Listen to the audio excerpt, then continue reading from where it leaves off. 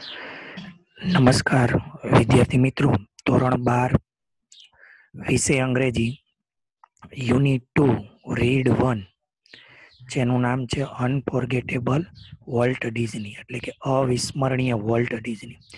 વિદ્યાર્થી મિત્રો, આપણે આ પાઠના પહેલા લેક્ચરમાં જોયું કે વોલ્ટ ડિઝની એક એવો વ્યક્તિ હતો કે જે મૃત્યુ પામ્યા પછી પણ એનો ભાઈ રોય ડિઝની અને એમના સાથીદારો એમને ક્યારેય ભૂલી શકતા નથી, અને એટલે જ આ પાઠનું નામ ટાઇટલ રાખવામાં આવ્યું છે અનફોર્ગેટેબલ વોલ્ટ ડિઝની, એટલે કે ભૂલી ન શકાય તેવો વોલ્ટ ડિઝની. વિદ્યાર્થી મિત્રો, આ ચિત્રની અંદર પણ તમે જોઈ શકો છો આ વોલ્ટ ડિઝની અને એનું આ એક વર્લ્ડ ફેમસ કાર્ટૂન છે મિકી માઉસ. બાજુના ચિત્રમાં અહીંયા ડિઝનીલેન્ડ એવું લખેલું છે અને એક ઓલ્ડ ફેશન ટ્રેન છે, એટલે કે જૂના જમાનાની ટ્રેન. કારણ કે વોલ્ટ ડિઝનીને આ ટ્રેનનો ખૂબ જ શોખ હતો અને આજે પણ આ ડિઝનીલેન્ડમાં તમે એને જોઈ શકો છો. વિદ્યાર્થી મિત્રો, આગળના લેક્ચરમાં આપણે જોયું કે વોલ્ટ એમના ભાઈ માટે ઘણા બધા પ્રોજેક્ટ છોડતો ગયો હતો, અને આ પાઠ લખનાર લેખક રોય ડિઝની એનો ભાઈ છે, કે જેણે એના બાળપણના સ્મરણો એને યાદ આવે છે વોલ્ટ ડિઝની સાથેના. તો આની આગળ આપણે એવું જોયું કે રોય ડિઝની એવું કહે છે કે વોલ્ટ અને હું બંને એક પથારીમાં સૂતા હતા અને રાત્રે ઝડપથી પસાર થતી ટ્રેનનો અવાજ સાંભળતા હતા. વોલ્ટે તેના ફાર્મ હાઉસની અંદર પ્રાણીઓનું પહેલું ચિત્ર દોર્યું હતું. અહીંયા સુધીની આપણે વાત જોઈ. હવે આગળ જોઈએ. Our uncle Mike was an engineer. અમારા અંકલ માઇક એક એન્જિનિયર હતા. And he had blow his whistle. Blow એટલે વગાડવું, અને તે તેની વિસલ વગાડતા. One long and two short. એક લાંબી અને બે વિસલ. Just for us. અમારા માટે તેઓ એક લાંબી અને બે ટૂંકી વિસલ વગાડતા. Walt never lost his love for trains. વોલ્ટે તેનો ટ્રેન પ્રત્યેનો પ્રેમ ક્યારેય ગુમાવ્યો નથી. Years later. આજે પણ વર્ષો પછી એન ઓલ્ડ ફેશન ટ્રેન, એટલે કે જૂના જમાનાની train, was one of the first attraction at Disneyland. Attraction એટલે આકર્ષણ. વર્ષો પછી પણ આ જૂના જમાનાની ટ્રેન એ ડિઝનીલેન્ડમાં આકર્ષણનું ઘણા બધા આકર્ષણમાંથી એક હતું. એઝ ફાર બેક, એટલે કે ઘણા જૂના જમાના પહેલા. As I can remember. Remember એટલે યાદ રાખવું. મને ઘણા સમય પહેલાની એ વાત યાદ છે. રોય ડિઝની એવું કહે છે. વોલ્ટ વોઝ ડ્રોઈંગ, કે વોલ્ટ ચિત્ર દોરતો હતો.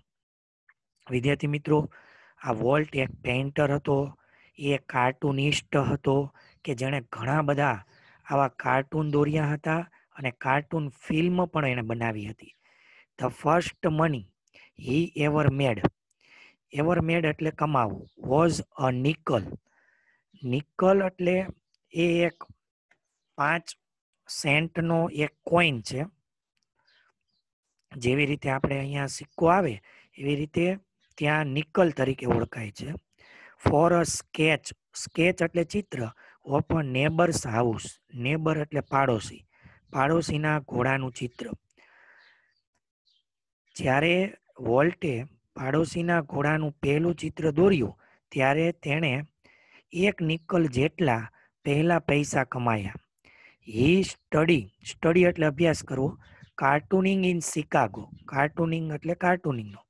તેણે કાર્ટૂનિંગનો અભ્યાસ શિકાગોમાં કર્યો હતો. વિદ્યાર્થી મિત્રો, અહીંયા તમને એવો પ્રશ્ન પૂછાય કે where did Walt study cartooning. વોલ્ટે કાર્ટૂનિંગનો અભ્યાસ ક્યાં કર્યો હતો? તો Walt studied cartooning in Chicago and then started એટલે શરૂઆત કરી, a little animated cartoon company. એટલે કે નાનકડી animated cartoon company in Kansas City that flop એટલે નિષ્ફળ જવી. પછી તેણે કેન્સાસ સિટીમાં એક નાનકડી એનિમેટેડ કાર્ટૂન કંપની શરૂ કરી કે જે નિષ્ફળ ગઈ હતી. I was in Los Angeles. આ સિટીનું નામ છે Los Angeles. When Walt just 21. જ્યારે હું લોસ એન્જલ્સમાં રહેતો હતો ત્યારે વોલ્ટ માત્ર 21 વર્ષની ઉંમરનો હતો. Decided to try his luck in Hollywood. Decide એટલે નક્કી કરવું, અને ત્યારે તેણે હોલિવૂડમાં પોતાનું નસીબ અજમાવવાનું નક્કી કર્યું. 21 વર્ષની ઉંમરે વોલ્ટે હોલિવૂડમાં કામ શરૂ કર્યું. I met him. મેટ એટલે મળવું. At the station. હું તેને સ્ટેશન પાસે મળ્યો હતો. આ વોલ્ટનો ભાઈ છે રોય ડિઝની. એ એવું કહે છે કે હું જ્યારે સ્ટેશન પાસે વોલ્ટને મળ્યો, he was carrying a cheap suitcase. Carrying એટલે ઊંચકીને લઈ જવું. ચીપ સુટકેસ એટલે સસ્તી સુટકેસ. ત્યારે તે સસ્તી સુટકેસ ઊંચકીને જતો હતો. ધેટ કન્ટેન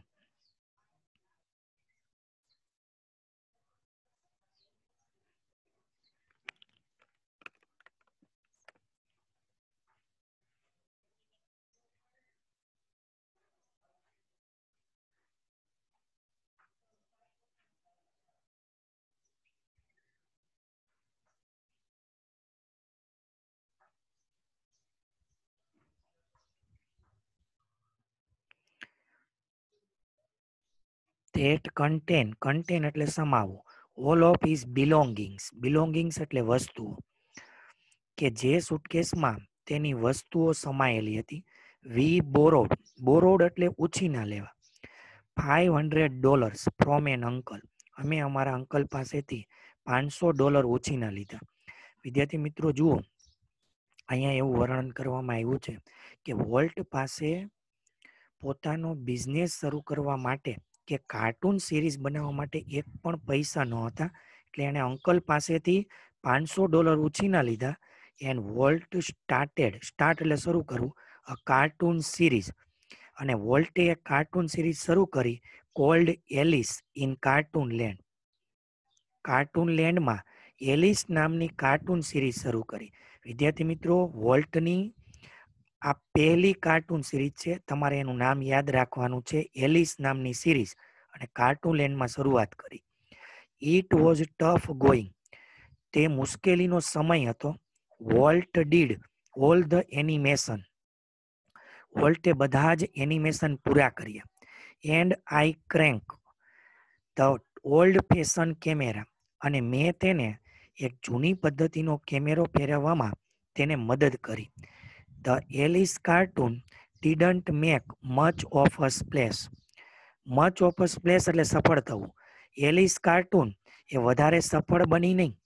સો તેથી Walt started a new series called Oswald the Rabbit. તેથી વોલ્ટે ઓસ્વાલ્ડ રેબિટ નામની નવી સિરીઝ શરૂ કરી. આ બીજી સિરીઝનું નામ થયું ઓસ્વાલ્ડ ધ રેબિટ. પહેલી સિરીઝનું નામ હતું એલિસ, પણ એ વધારે સફળ થઈ નહીં. તેથી એણે બીજી સિરીઝ શરૂ કરી જેનું નામ હતું Oswald the Rabbit. Oswald did better. Oswald એ પહેલી સિરીઝ કરતાં સારી રહી. But when Walt went to our New York distributor for more money એટલે પૈસા, he run into trouble એટલે મુશ્કેલી. પરંતુ જ્યારે વોલ્ટ એ વધુ પૈસા મેળવવા માટે એ ન્યૂયોર્કમાં અમારા ડિસ્ટ્રીબ્યુટર પાસે ગયો ત્યારે તે મુશ્કેલીમાં મુકાયો. ડિસ્ટ્રીબ્યુટર એટલે વિદ્યાર્થી મિત્રો, માની લો કે આ વોલ્ટ છે, એણે કાર્ટૂન સિરીઝ બનાવી, પણ હવે એ કાર્ટૂન સિરીઝ બનાવ્યા પછી એણે પબ્લિશ કરવી પડે. અને પબ્લિશ કરનાર હોય, એનું વિતરણ કરનાર હોય, એને ડિસ્ટ્રીબ્યુટર કહેવાય. What kind of a deal એટલે કરાર. ડીડ યુ મેક કિડ એટલે બાળક. આઈ આસ્કડ મેં તેને પૂછ્યું. રોય ડિઝની એ વોલ્ટને પૂછે છે કે બાળક, તે તેની સાથે આ કેવા પ્રકારનો કરાર કર્યો હતો કે તું એને આ સિરીઝ બનાવીને આપે તો હવે એ પૈસા આપવાની ના પાડે છે. We haven't got a deal, Walt admit. Admit એટલે કબૂલવું. વોલ્ટે કબૂલાત કરતા કહ્યું કે અમે કોઈ પણ પ્રકારનો કરાર કર્યો ન હતો. The distributor copyright Oswald. ડિસ્ટ્રીબ્યુટરે ઓસવાલ્ડની કોપી કરી and he was taking over the series himself. Taking over એટલે પોતાની માલિકીનું કરી લેવું, જપ્ત કરી લેવું, અને તેણે આ સિરીઝ પોતાના નામે કરી લીધી. સ્ટ્રેન્જલી, સ્ટ્રેન્જલી એટલે વિચિત્રતાપૂર્વક, Walt did not seem down heart. Down heart એટલે નિરાશ થવું. વોલ્ટ સહેજ પણ નિરાશ દેખાયો નહીં. જુઓ વિદ્યાર્થી મિત્રો, વોલ્ટ પાસેથી આપણે આ એક ગુણ શીખવા જેવો છે કે જ્યારે તમે કોઈ મહેનત કરીને કંઈ પ્રાપ્ત કરો અને જો એ કદાચ કમનસીબે તમારી પાસેથી એ વસ્તુ જતી રહે, છતાં પણ ક્યારેય જીવનમાં હિંમત હારવી ન જોઈએ. ફરીથી મહેનત કરો, ફરીથી નવી શક્તિ, નવી ઉર્જા સાથે મહેનત કરો તો તમને આગળના કરતાં પણ વધારે સારી સફળતા મળે. એવું અહીંયા વોલ્ટના જીવનમાંથી આપણને એક પ્રેરણા મળે છે. We are going to start a new series. He enthuse. Enthuse એટલે ઉત્સાહ. તેણે ઉત્સાહપૂર્વક કહ્યું કે આપણે નવી સિરીઝ શરૂ કરીશું. It is about a mouse. અને તે માઉસ વિશેની હશે. And this time we will on the mouse. અને આ વખતે આ માઉસ સિરીઝ એ આપણી માલિકીની રહેશે. ઓન એટલે માલિકીની. તો વિદ્યાર્થી મિત્રો, અહીંયાનો લેક્ચર આપણે અહીંયા પૂરો કરીએ છીએ. આજનો લેક્ચર. બધાને જય શ્રી કૃષ્ણ.